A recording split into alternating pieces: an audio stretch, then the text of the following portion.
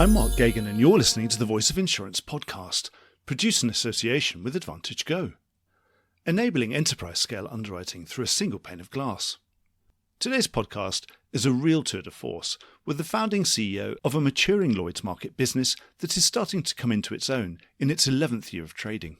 Fresh from a takeover by blue-chip private equity investor CVC, and now boasting a sub-90% combined ratio and $450 million in capacity for 2024, Duncan Dale, CEO of Dale Underwriting Partners, is full of confidence and is excited about the opportunities that the market is currently throwing up for his firm.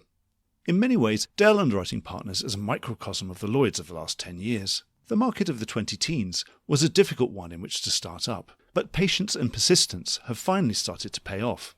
The investment by CVC last year was rightly reported as a re-affirmation not just of Duncan's business, but of the continued attractiveness of the Lloyd's platform itself. This discussion is fun and is a wonderful dissection of the state of the market. It's also an underwriting masterclass with a canny trader sharing his long experience and deep understanding of the US casualty insurance and reinsurance market, the discussion and debate of which has been hogging the headlines for most of the last 24 months. Listen on and hear about the opportunities that are exciting Duncan now that he has grown the underwriting platform and attracted the capital to make the most of them. Enjoy the podcast. Duncan, welcome back to the Voice of Insurance. Thank you very much, Mark. Nice to be back. It was just over a year ago we last spoke, but I think the reason why I wanted to get you back was because obviously things change, and things have changed, not to say dramatically, but ownership has changed. You've done a deal with CVC. Tell us what's going to change because of that. Thank you. Nice to see you. It's been a busy year, as you allude to there. I think one of the things that certainly won't change is the culture of the business. And so one of the attractions of CVC to an organisation like us is the culture that we've built up over the years and our position in the market. And so I think that's very important. What changes, though, is that we have our own balance sheet. And so we have that permanency of capital. And I think that puts us in a different position with respect to executing on our plans, particularly in an improving market. I suppose any business that's buying into a Lloyd's business knows that a Lloyd's business is a Lloyd's business, isn't it? Is that one of the things that you've got to accept, I suppose, when you buy a Lloyd's business, say, well, there are certain things you probably can't change about it? And I guess it depends on the motivations of the buyer as to whether they want to actually change the culture. And, I think through getting to know the CVC team, we got to like each other and see how each other thinks. And that was true of other capital relationships that we've had. And I think it's generally true of all business relationships that people understand the way you do things, the way you approach things. And so there's a general buy-in, I think, to that approach. And so why change it? We're different to CVC, and CVC invest in a lot of different companies. There's no intent to change us to them. It might be different if we were a subsidiary of another insurance or reinsurance business. That might be different, that you become a little bit more like them, I would say, over time. But that's not the relationship here. Well, actually, also that was something that was well reported in the press. Press certainly went with the line that this is a real vote of confidence in you, but also a vote of confidence in Lloyd's own story and its turnaround and its attractiveness to blue chip, very savvy, very experienced investors. Excellent timing, I think, for us and for the market. So I think the news did play out well that you've got such a highly regarded investor investing in a balance sheet business and in a balance sheet business in Lloyd's. So I think that definitely has played. It certainly does seem to be good timing because, of course, any kind of contrarian investor would tell you, obviously, let's say the last 5 or 6 years, we've only been talking about investments going into non-balance sheet businesses, fee-earning businesses within insurance brokers and MGAs specifically being bid up to very high multiples. And, of course, balance sheet businesses being rather in the doldrums and being valued at quite modest multiples of book value and sometimes not even, and actually below one value of book. Yeah, I think that would be good timing because I think since this market's obviously turned, there has been a pickup, but there's always a lag with investors picking up on things. So I'd say it was smart on CVC's part to see that. Yeah, I think there's a lag certainly with startup as well. I think when they're cheap, that's always a good place to start, unless they get cheaper, of course. Well, indeed. Give a great deal of credit to the team we've got here that we've built the business over 10 years. So we're in a nice position as a business of having navigated through some difficult years, built the business, built the core lines, built the functionality, built the managing agency. And so a good time to help us to develop up from here. Yeah, without that lag, if you like. You've got this investment. One of my understandings that will mean you'll be a fully aligned business, i.e. that you'll be running your own balance sheet with less support from third-party investors. Is that right? And that's one of the things that the CFC investment is going to go towards. Yeah, exactly right. So for the 2024 year of account, we effectively write about 82% of the syndicate for 24. So the balance of that, the 18%, will participate for 24 and 25, and then it'll be fully aligned after that. Excellent. And obviously, you get bought by a big investor. They have a lot of interest in you. They've bought you for a reason. Does that put you under more pressure to grow? Obviously, we've got a good market. They've got capital. Is that the main imperative at the moment? Is that the main message you get from them when you have your board meetings?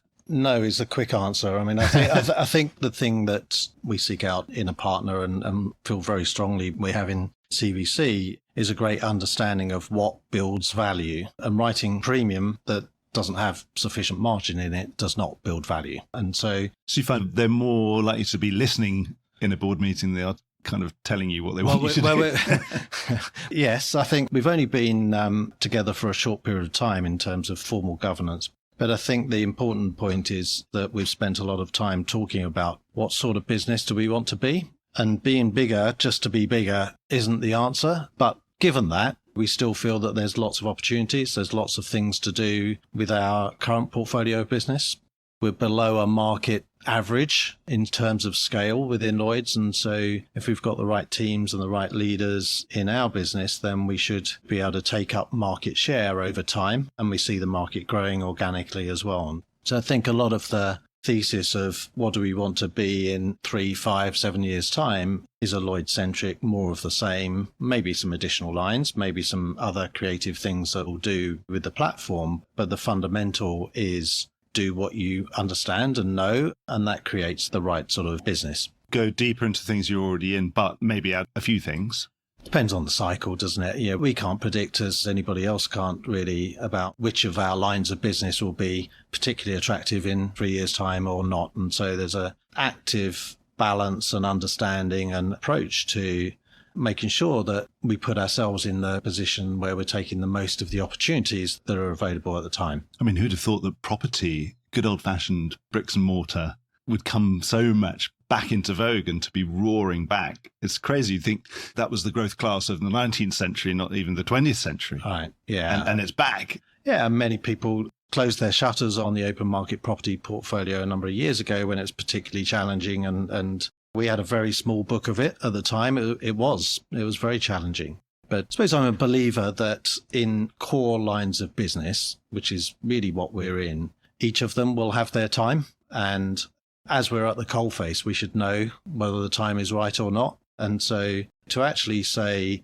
we're never going to do this again is a big step, I think. I'm not saying we'd never do that, but I think it's a very big step to say we can't ever see a way that the economics around this class of business. Well, I suppose only if you can see there is no demand for that and product anymore. At some point, oil and gas, well, we expect at some point in this century there won't be any. Yeah. So there'll be still some. I'm sure there's examples, and there's certainly examples where we don't feel we've got the right expertise or feel for the exposure, and we should make sure that we don't expose ourselves to those things. But I think we're essentially a property and casualty insurance and reinsurance business, and those are big areas of business for Lloyd's. They're big areas of world trade, and so at times there'll always be demand for that in our view. Go a bit deeper and stronger in what was your core business and take up more of that growth as those continue to grow. You mentioned about other potential classes. Is there anything that you've got your eye on? And also, having said that, do you build with an idea of saying, oh, look, I think we should get into this class because on paper it makes a ton of sense because I can see it'll make us have a better balanced portfolio. It won't have any extra capital requirements coming along with it, or they're very incredibly modest, so it'll be accretive to our capital, etc. And you think, great, but then who's going to do it? So do you think more in a theoretical sense and then try and find the person to do that? Or do you meet some amazing underwriters and think, you know what, we need to get them because they're going to fit in with us, and then we'll make all the other stuff work? Yeah, I think which is more important? It's been a mix of both, I would say. I think the important one is to bring in people that fit with the culture and with the ethos and the goals of the business. I mean, that cuts a lot out, I would say, of what we see, but also balance that with our understanding, our ability to analyse what we're being shown and whether we think that is accretive to what we do. And so I think the combination actually here with CVC and having our own balance sheet and permanent capital does significantly improve our execution potential around opportunities that we want to go after. In the past, I'd say we've mixed opportunistic. Here's a team that's available. Here's an individual that's available. We think they're really good. We think that fits with what we want. There's a good track record. It fits with the rest of the organisation. Let's get them in.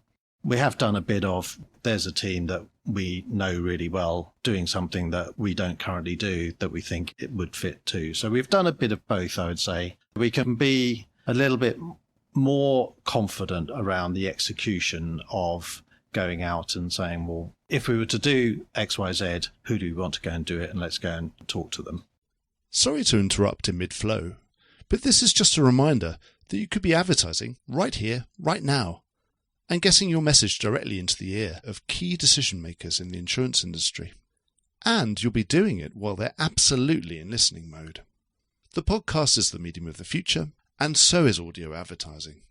Contact me on mark@thevoiceofinsurance.com, and I'll do everything I can to get you started. Is a consequence of the CFC investment, does it mean you get more incoming calls from people who've got teams or who would say, you could be a really good home for me, that perhaps you weren't on their radar before? I think yes, although we've always had quite a lot of calls actually, because I think we've always had a number of opportunities in a hopper of people that look at an independently run Lloyd's business and a business that's focused on underwriting. That is attractive for the right people, I think. And so we've seen a lot of plans. We've seen a lot of people. We probably haven't always made the right decisions of saying no to those, but we have been fortunate enough to have a hopper full of opportunities. I think CVC's broader connections across the industry certainly open a lot of doors as well, actually. I think it enhances what we currently see. And that point about you've got a stability of a balance sheet and a confidence around development of the capital going forward. Yeah, and the nature of that investment, you're saying semi-permanent, or, I suppose nothing's forever, is it? I don't know if too much that is forever. I think one of the key things for us is that we're in a long-term fund. And so what we didn't want to have in a partner is a partner that has to get out at a point in time that may not be the time for us. Who knows what the next 3, 5, 10 years will develop. But I think we felt very happy about the mechanics of the investment and where it sits and the motivations behind that as far as CVC are concerned and their investors. Not just clocks ticking everywhere and timetables. No, because I don't think that's the reality of our industry, that we can perfectly time a good point into the future where we'll create the most value and have the most attractive business to be perpetuated from there. It certainly feels like a good time now. Lloyd's results in the aggregate and very specifically are very good everywhere. Does it feel like a golden age? Sometimes I suppose you're in a golden age. You can only tell it was a golden age about 10 years later when you realise, I wish we were back in that market. I wished I'd enjoyed it more at the time. Yeah, very true. And I think as you see the cycles, I think you become more aware of that.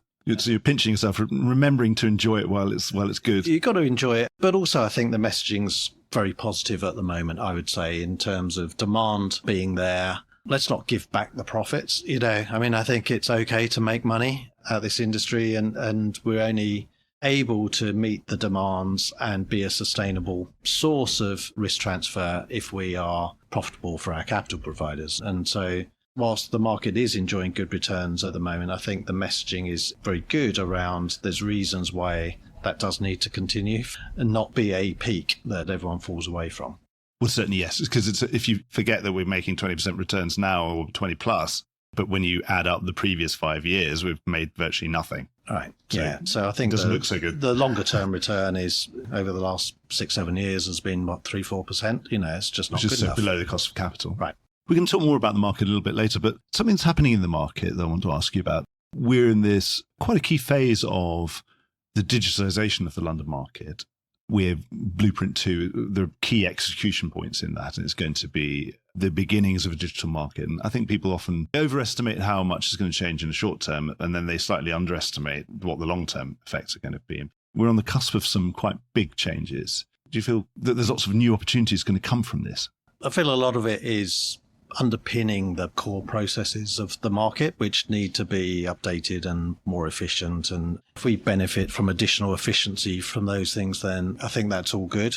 Yeah, I think I'm referring there to more of the subscription market infrastructure, digitalization projects there, Blueprint 2. You can't argue against it, I don't think. You want to see those things succeed. Productivity and ultimately expense savings. Yeah. We'd love to see expense savings. We'd love to see data that means something. We'd like to get rid of wasted data that doesn't tell us anything. And so all of those, I think, we would point to.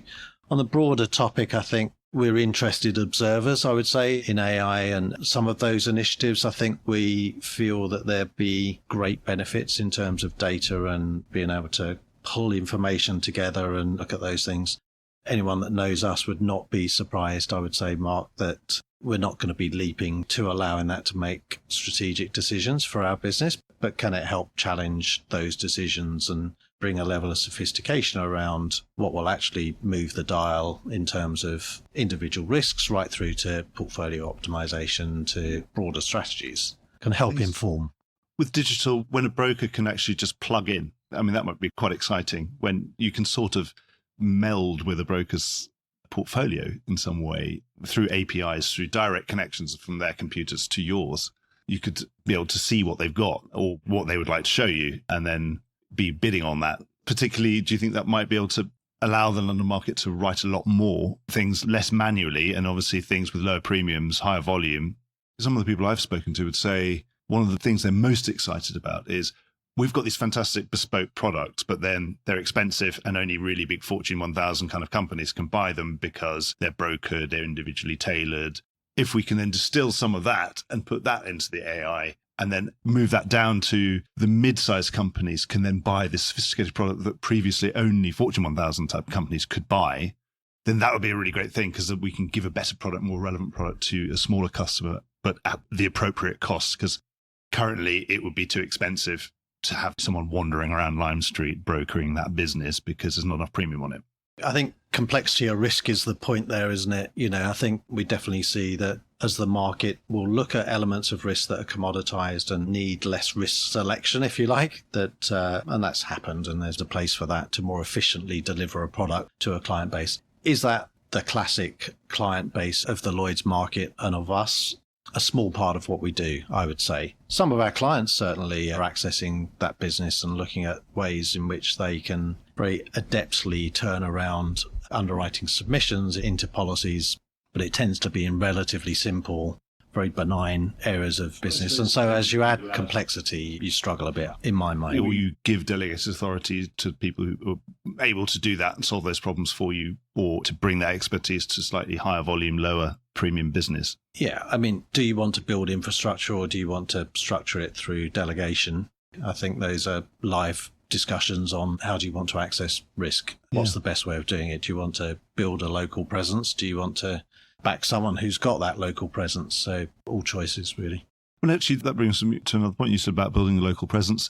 In terms of expansion, could we ever see Dale in different hubs around the world? I'm always nervous of saying anything to you that says we're definitely not going to do this because... well, I suppose never rule anything out. There's always one thing. Exactly. I think in our minds, though, building from scratch something overseas is unlikely. Certainly in the next 5-7 years or so, I think it would distract us from our opportunity that we have within the Lloyd's market that we think has got plenty of headroom for us. It's possible to do something through acquisition, but I don't think we'd build something from scratch. And again, so you're mentioning acquisition. Is that now potentially on the cards? Obviously, when you have capital available to you, and it probably wasn't something that was available before. It is. I think it's not something that... It's not the time now, necessarily. Right, yeah. One would expect to see lots of M&A. Yeah, exactly. But we're in a different position where we can consider it. We never even thought about it in our first 10 years. But at least now it's a question you can entertain. Right, which is always interesting, but nice to sort of be challenged on other things. Yes. And even if it's not acquisition, actually having that thought process to how people want to structure their businesses and how we may be able to help beyond pure box taking underwriting risk is a worthwhile debate to our minds.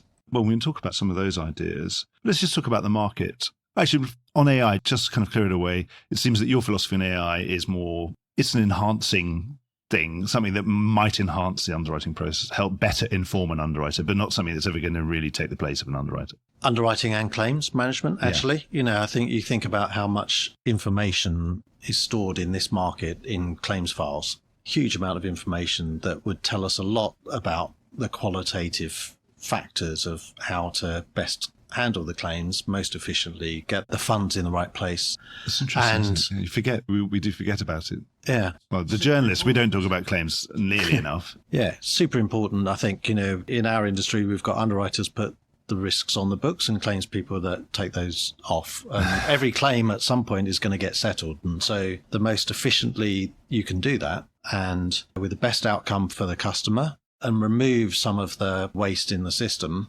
Your topic was AI, and just think about how many millions of pages of claims reports we've got sat in files that don't tell us anything, that we can't garner any information out of, and now we can. All those loss adjuster reports that we all just flick to the back page and say, so what are they recommending? Yeah. Because the other bit, I don't really care about the buckled connector or whatever it was. I don't even know what he's talking about. Right. But, the bit at the bottom, how much is it? Yeah. But genuinely interested in qualitative approach to managing claims. And yes, alluded to earlier, an awful lot of data in the system that's waste, that doesn't tell us anything. Something to say, every time we've done this before, we've always settled around this. So why don't we offer them a settle around this about now and save ourselves the bother of all the hard work? Or, every other claim of this nature has settled around here. Why don't we go straight to that, or straight to, maybe, we could offer them 10% less than that and see if we can get away with it. Or actually every other claim of this nature we've fought and we've always won. So we should go straight and be quite aggressive. So we're not paying this and we'll see you in court. And that's the best way of handling it, because that will make them go away quickly because they already know it won't work. Yeah, those are two good examples of outputs, I think, that you can pull out of the data, and for those. So it's like having a very, very experienced claims person who's got this encyclopedic knowledge, of course, which I'm sure you've got in your organisation. Everyone's got one. And we do. And we've got a fantastic claims team that will recount all the stories of what went well and what went not so well. It's pulling that into something that helps them with the strategy on the next one. Yeah, that's really, really interesting, because I remember when Tom Bolt came in as performance director. In fact, I'll probably get that job title wrong. I'll put that in the notes, because I remember he took over from Rolf Tolle, and every time that person's had a new job, they've always got a new job title to go with it. And I can't remember what his job title was at the time. But I remember we had him at a conference and he said, I don't want your claims departments just to be traffic cops for US lawyers. Right. And we haven't really revisited that. Actually said, I think we were talking about then about the context of about £600 to £700 million being spent on legal fees within the market. And then obviously the market's probably trebled in size since then. So it's probably pushing 2 billion by now. But I don't know, unless we've got better at it. But it's a good thought, because there's a huge amount in there that one presumes could be improved. Well, I think we work on the basis that nothing's perfect, and so it's not a campaign against the legal profession. No, we all know we need them, but perhaps sometimes we instruct them when we don't need them, and that is silly, and that's wasting their time. It's wasting their time and ours, and so how can we work together? And I'm sure this is happening. This is nothing revolutionary, but it's something where I feel that the use of better analytics will get us to a better answer, actually. Some of the quantitative things that you look at in terms of managing claims, don't ultimately tell you a great deal whether someone's reserved appropriately or not on an individual case, because guess what? Reserve the next one a bit higher and settle it a bit lower. And is that a good answer? It's not the answer you're after, is it? It's not like a motor claim where it's a fender bender and you know exactly what a fender costs. I would say that's one of the challenges of claims and underwriting in London, actually, is how much credibility is there behind the data that we're looking at for each individual situation. Yeah, and that goes back to this Blueprint 2 thing, because it's going to be the beginning building blocks of just a bit of better data, because none of this is going to work unless we flow some better data through all these systems. If you analyse a load of rubbish data, you're going to get some really stupid answers. Yeah, and just do it in robust systems that work, and one version of the truth be good. Yeah. We should probably talk about the market. 1/1/24 was much nicer. Well, it was still tough, but it was a far more predictable renewal season in reinsurance. Did that make things much easier for you business planning wise, and knowing when you've got these opportunities and knowing you could get support from reinsurers and knowing what price it was likely to be quite a long way beforehand? Did that make everything easier? I think it was easier. As a buyer of reinsurance, I think there was capacity there. I don't think there was abundant capacity, but certainly capacity that had grown through probably retained earnings as opposed to fresh capital coming in droves. It's all money in the end.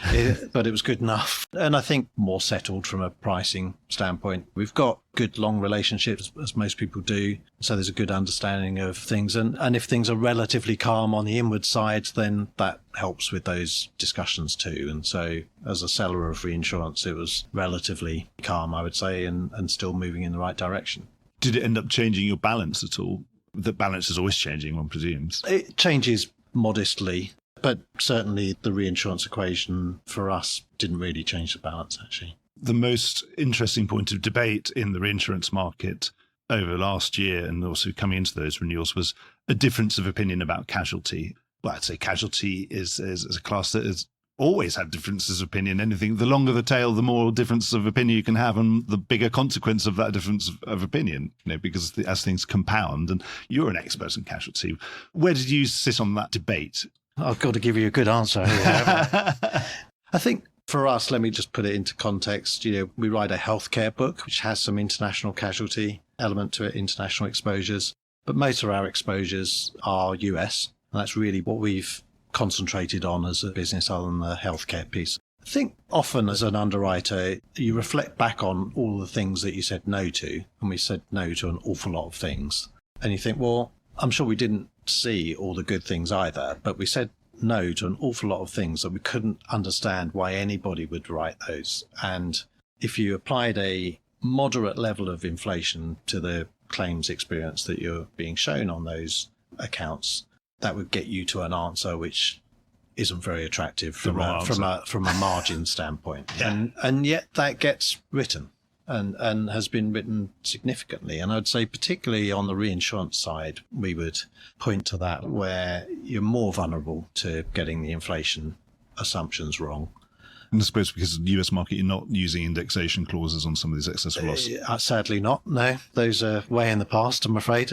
And also compounded because a number of those programs, the client quite rightly is buying bigger limits. And so you're more vulnerable to inflation in what you sold them previously, but now you've compounded that by adding additional limit that may not have had historical claims activity, but it's not worth nothing, is it? Yeah, so I think from a US casualty treaty side, we've been very defensive on that, I would say, since we started the syndicate, which was not historically my experience. We had a big casualty treaty book in previous syndicate, but we felt that the dynamics had shifted so that the original pricing of the business was going down, and that was going down largely because frequency of loss was reducing, not because of severity. Yeah. And reinsurance terms were going down and or adding additional limit. And the compound of the two of those didn't really leave you with a very attractive... a long fuse on a bomb and waiting for it to go off, isn't it, really? Yeah. And just a personal view of what we saw at the time led us to saying no more often, I would say. We still do it. But do you feel now it's in a better place? Markets are human and emotional, and you hadn't written, you declined most of those back in, say, that 2005 to 2020 period that we talk about. And that was the time, obviously, we probably were offered a lot of, as you're starting up, you do tend to get offered not necessarily all the best risks first, do you? Where the opportunities lie in a softer market, obviously that's where there are opportunities because they're the least well-priced things. And I suppose everyone starting up a business knows that that's likely to happen. But those people who wrote those risks are now may be feeling remorseful, and obviously now in their emotional state is different from you. Do you feel good about yourself that you didn't write those risks and therefore have more appetite now that they are better priced? I think the adequacy is definitely coming up. It's good to look back and feel that you've made some good decisions. But it comes back to what's the motivation of the business. Are we motivated to be bigger or quarterly earnings or any of those things? And that's not the driver of this business. The driver of this business is to be good underwriters and good custodians of the capital that is pledged to us. And we don't get everything right. So we're not sat here looking at others saying, why did you do that? And we are seeing certainly a good level of price correction on that business, as you would expect. And so it's getting to the point where we will probably say yes a bit more often than we have done. And with casualty in general and casualty treaty more specifically, is it more an art of avoiding the bad things that really, really hurt you than picking the good ones? Oh, they're all bad to a certain degree, and obviously some are just less bad, and therefore that makes them good. No, definitely not. I think there's probably not just two camps, I'm afraid. I think you can have an incredibly, we're talking treaty, an incredibly skilled, knowledgeable, smart cedant that's got very cheap reinsurance because they're very good. Or you've got that where the reinsurance equation works for both parties. And equally, you can have a less good quality cedant with amazing terms, and you can still probably make money on that. And there's variations all the way through. Good risk, bad risk, but there's only no such thing as a good risk or bad risk, just wrong pricing, wrong term. There are extremes, though. If you don't believe them and you don't believe... You've got to underwrite that cedant. Yeah, sure. And then pick the ones that you do really like and you really trust them, you think they're really good, and you rate them. It's always a better starting point, isn't it? I mean, the ones that are more difficult tend to be more opportunistic type situations, I would say. The best ones are people who've been reinsuring for 20 years and got a really good two-way relationship. Yeah. In this market, assessing the state of the market, we've had great inflows of business into London, into Lloyd's, and in general into the excess and surplus lines market from the admitted market in the US. Any signs of that peaking or ebbing away?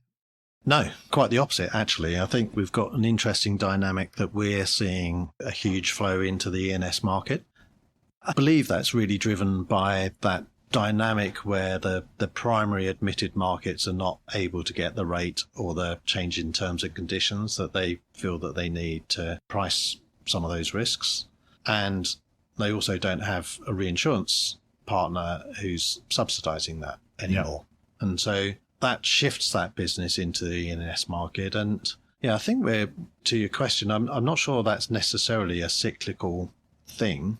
There's no doubt there'll be an element of cyclicality about it, and hopefully the regulators will allow the primary carriers at some point to charge what they need to get the terms and conditions to serve their customer base on a more stable base. So you're saying it's because the nature of the risk is changing, and so it's something that's not really suited to admitted lines anymore. And I suppose we could say, we'd go back to that property example. Yeah. You'd say it was the most static risk, obviously, because it is static. Literally, it's sitting there. It's a building. Yeah. I can go and see it, and I can touch it, and I can look and see it where it is on the map. But now, of course, the risk to that building is far more dynamic than it used to be, because you've got wildfire risk and severe convective storm risk, things that you would never have thought of. Not to say they didn't exist, but they didn't imperil to the same degree as they do now. Yeah. Claims are bigger and more expensive, more frequent, and if the primary pricing is unable to keep pace with that, then it pushes it into the E&S market, I think. And we're starting to see business in the E&S market in territories that we've never seen it, not in my lifetime. So that is interesting. That's exciting.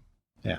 So you think, yes, there's some permanent trends here rather than just things. Of course, we know there's always a bit of ebb and flow in the market, but permanent trends. But the difference, I think, in pricing between what's available admitted and what is needed, effectively, almost everyone agrees on what's needed, is big enough to keep it out for some time, I would say. Yeah. Oh, excellent. Yeah. Well, good. So lots of opportunity and not looking like you can start battening down the hatches again. It's dynamic, isn't it? And most underwriters tend to refer to the one that they've lost to an aggressive competitor. But in the aggregate, it's a positive market, I think, and reasons why it should continue to be. All aggressive competitors are bandits, aren't they? Yes. The other people. It's the other people are bandits. It's always someone else, isn't it? But, and there always is one. So. Yeah, and of course, sometimes it's you, but that's not how you think of yourself. Couldn't possibly comment that.